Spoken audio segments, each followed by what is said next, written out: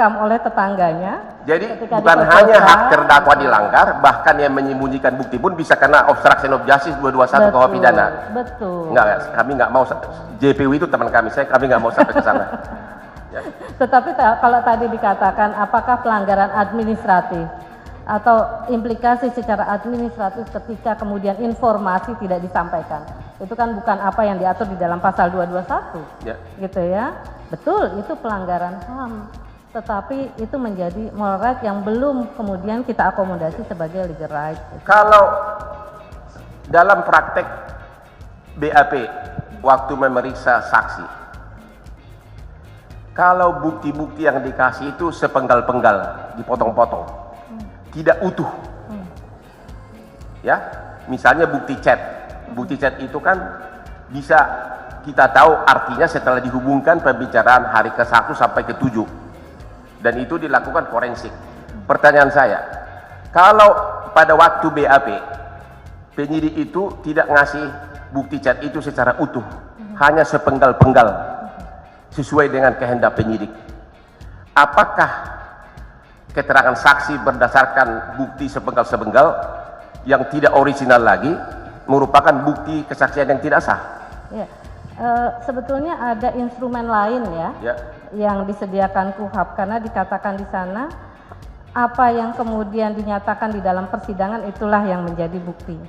Jadi bisa jadi barangkali Pak, termasuk saya dikasih bukti sepenggal-penggal gitu ya, dan analisis saya menjadi tidak sempurna di dalam BAP, itu bisa saja diverifikasi di dalam konteks persidangan. Sehingga sebetulnya ketika proses atau desain dari sistem peradilan kita sudah memberikan satu verifikasi atau proses verifikasi, saya kira kita akan bicara tentang sifat kehati-hatian hukum pidana. Betul, tidak boleh, tetapi bisa diverifikasi. Kita bicara dulu dua tahapan, ya. Nanti pemeriksaan di persidangan, satu lagi pemeriksaan di BAP dulu. Kita bicara BAP dulu. Apakah Ibu setuju kalau pembuatan BAP ditanyakan kepada saksi didasarkan kepada bukti dipenggal-penggal buktinya, chatnya itu dipenggal-penggal, di screenshot, dipenggal satu potong ditanyakan. Kita belum bicara soal, nanti saya tanyakan lagi soal di persidangan. Apakah Ibu setuju? Gini, sebelumnya saya tanyakan dulu. Di pasal 5 dan di pasal 6 Undang-Undang ITE disebutkan begini, bahwa informasi elektronik bisa menjadi alat bukti yang sah. Ada kata-kata alat bukti yang sah di pasal 5 kalau disuguhkan secara utuh dan lengkap dan asli. Makanya dilakukanlah forensik secara ilmiah. Jadi pasal 5 mengatakan agar sah jadi alat bukti harus utuh dan asli, dan utuh tidak dipenggal-penggal. Itu pasal 5 dari Undang-Undang Elektronik.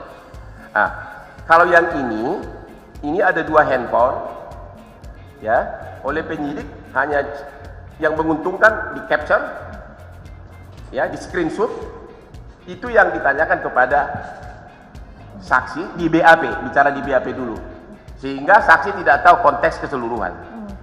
Apakah menurut Ibu itu suatu keterangan saksi seperti itu berdasarkan alat bukti yang dipenggal-penggal menjadi keterangan saksi yang tidak sah?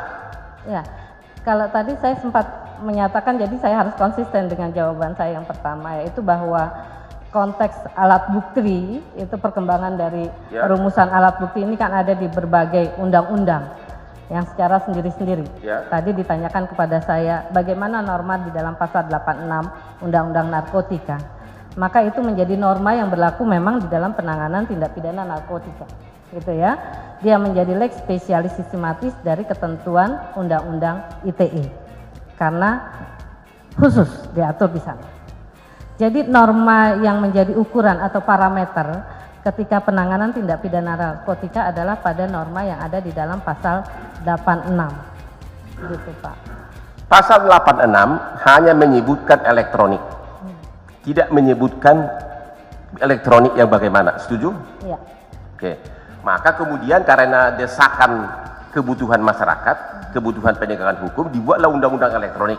Maka diaturlah definisi apa itu informasi elektronik. Jadi apakah pendapat Anda masih konsisten? Justru undang-undang narkotik, undang-undang elektronik itu adalah penjabaran dari kata elektronik di undang-undang narkotika. Di sana hanya narkotik. Apa pengertian apa elektronik? Di dalam undang-undang narkotik, undang-undang elektronik itu dijabarkan. Yang dimaksud dengan elektronik, informasi elektronik adalah ini itu. Saya sangat tidak sependapat kalau ibu atau ibu berusaha melindungi kalau mengatakan bahwa lex spesialis, karena di undang-undang narkotika itu tidak disebutkan apa itu elektronik. Hanya disebutkan elektronik. Tidak ada definisi apapun. Di undang-undang elektronik, ITE baru didefinisikan. Boleh kita baca sama-sama? Sebentar Bu. Sebentar Bu. Datang dulu pertanyaannya baru dijawab. Ini kan belum ada pertanyaan. Ya. Dari 2 menit dia akan bicara itu belum ada pertanyaan. Tunggu dulu. Apa pertanyaannya biar bisa dijawab? Pertanyaannya adalah undang-undang narkotika hanya menyebutkan alat bukti elektronik.